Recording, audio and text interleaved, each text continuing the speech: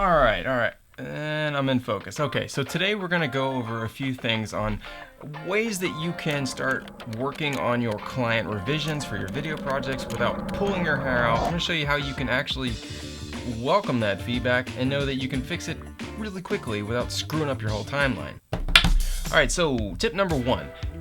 It's gonna seem a little counterintuitive, but go with me. Edit backwards. Yes, edit backwards. I'm talking about going from the end of your timeline to the beginning of your timeline. Now the reason we're doing that is because when you're looking at those revision emails or texts in many cases, they'll give you a timestamp of when they want something to change. Side note, if you're not getting timestamps from your clients of where that they want those changes to be made, you need to let them know that in order for you to get their project back to them as fast as possible, they should give you those timestamps, or at least the general area of the timestamp. Anyway, let's get back into this. Let's say you have 3, 4, 10 different timestamps that you need to start working on. The problem if you go from front to back in order of the project is, and this is especially true for Final Cut Pro users with this glorious magnetic timeline that we love so much, this is where it can really bite us in the ass. As soon as you start making adjustments, the whole timeline shifts. It could screw up how you have effects or color grading or music. It will also screw up all of those time markers of where you need to make those adjustments in your project.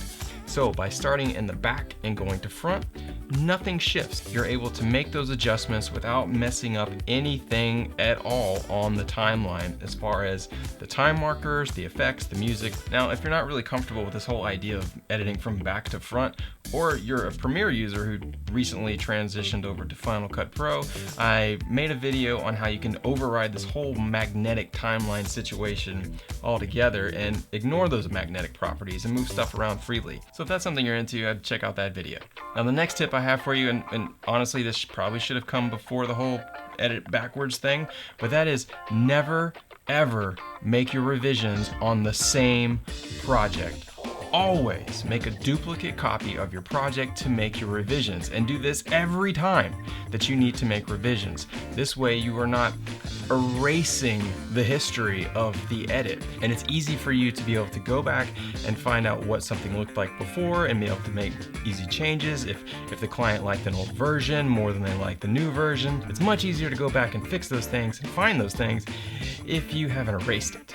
But there is a major thing that you have to be aware of, and that is it's not just as simple as duplicating your project. There's actually 2 ways to do this. And if you just go and duplicate your project, you can be opening up a huge can of terrible canness on all of your projects. Doesn't matter how many duplicates you have, it can screw up all of them across the board with one thing. And that is if you make any kind of adjustments at all on multicam clips or compound clips.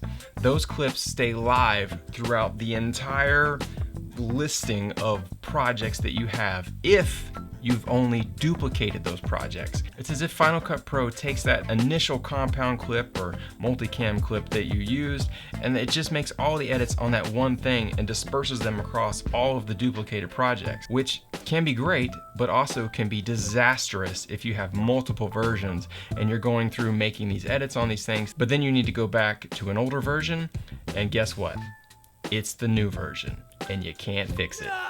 Now there is a very easy way to eliminate that, and that is by using something called Snapshot. Now Snapshot is the exact same thing as a duplicated project, except for one majorly important thing, and that is it freezes all compound clips and multicam clips and keeps them contained in that one project. So it won't go back and change all of your older versions. Now there is one downside to using a snapshot, and it can kind of screw you as well if you're not prepared for it. And that is snapshot projects can end up using a lot more storage than a duplicated project. Now the reason for that is the whole reason why we want to use that snapshot is because it takes those complex compound clips and multicam clips and it makes a whole new version of those instead of just pulling from that initial version that you made.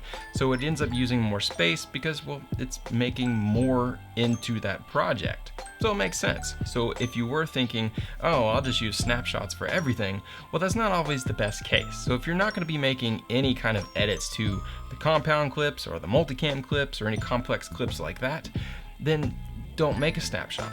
Now, even if you're going to be making revisions on a project that has a lot of compound clips or multicam clips, if you're not actually going to be making revisions to those sections, just make a duplicated project. That's all I got. All right, so I hope these tips helped you out and at least make your revision process for your videos a lot easier, or at least so that you don't dread it so much. I mean, I used to hate getting those messages back with all the different revisions because I knew it was just going to be hours of work because, well, I didn't know the most efficient way to do it. So hopefully I've given you some efficient ways to tackle these revisions and maybe just some basic edits as well. But look, I want to hear your horror stories of working with freelance clients.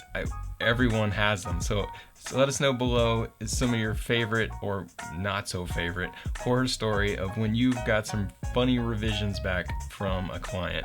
That's it. I'll see you guys in the next one, and yeah, I love you.